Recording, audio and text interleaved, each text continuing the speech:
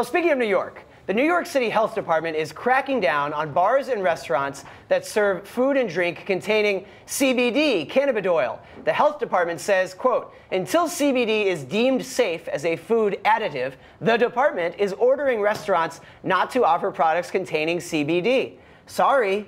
Meanwhile, I have to ask, we hear so much about CBD products, but it's like oils and stuff. You know, and it's in merchandise, and then you can take a pill, you can have a lozenge, you can suck on a lollipop that has CBD. I hadn't heard before now about food in restaurants and bars that has CBD in it. Was that already such a big thing? I mean, yeah, apparently it's a big thing in New York. I've also never had it, but they have it in lattes and cocktails, cupcakes, really? And cakes. So Matcha yeah, it's a pretty latte. big deal. And already 5 restaurants in New York have received a CBD embargo. Wow. So this is definitely something to keep watching for. What is food that they would put it in? CBD guy, Zach?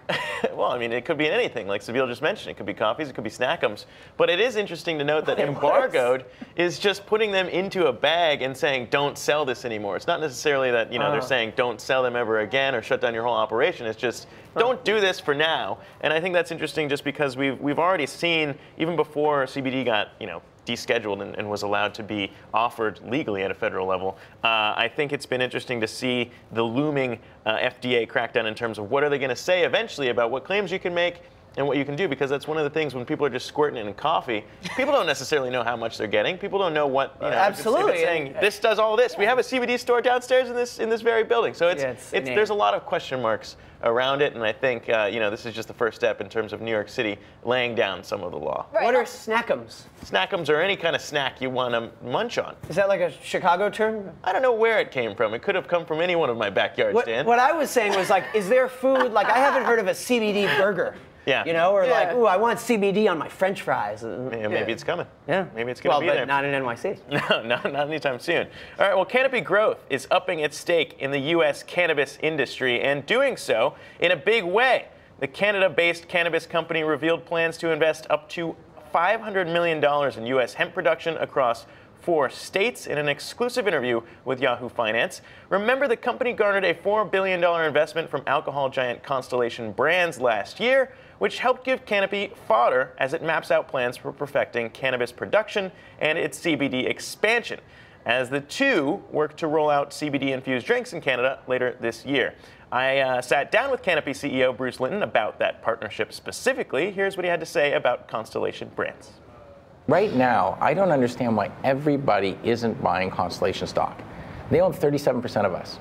And their stock traded down since they put the money in to almost make that free inside of a great business that sells Corona and all the wines that you want. So, like, when I look at it, that is a wicked business.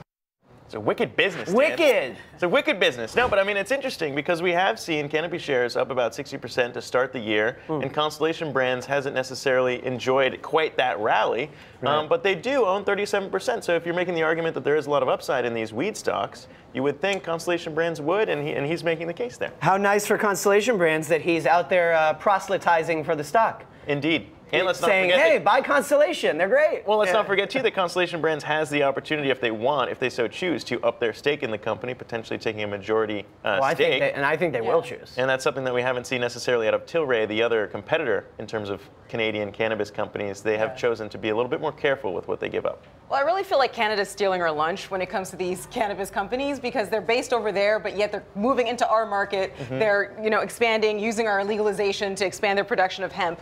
Where are the U.S. companies? I mean, I have profiled some of them, and they're trying to debut on the Canadian Stock Exchange to then sell legal cannabis in the U.S., but it looks like they're behind the curve here. Well, I think that's big. That's the biggest question mark, right? Because we've seen, all right, people are a little bit more trusting of the Canadian system because we've seen them move quicker in terms of laying out the law and what you can do with banking and everything like that. But as we've seen, the States Act, which could potentially improve the way that the states are allowed to run these businesses, could answer some of those questions, and maybe then we start to see America catch up. But clearly in hemp, since that has been changed since the Farm Bill, allowed you to grow hemp again at a federal level, that helped answer some of those questions. And so now we're seeing a reason for these Canadian companies to move in to the U.S., but you're right. At what point do American companies realize the opportunity themselves? Yeah, and it is interesting. Check this out. This is our cannabis stocks watch list on Yahoo Finance, of course, where we have all these themed watch lists. This one has 55,000 followers. See, people love these companies. And if you look, the companies that really are cannabis companies, Canopy, Aurora, Tilray, all in the green today. But actually, just as Bruce Linton was saying, if you look up Constellation, which I just did, not good in the last year, down in the last 12 months. So not getting the pop so far, stock-wise, from the investment in cannabis. But we will see.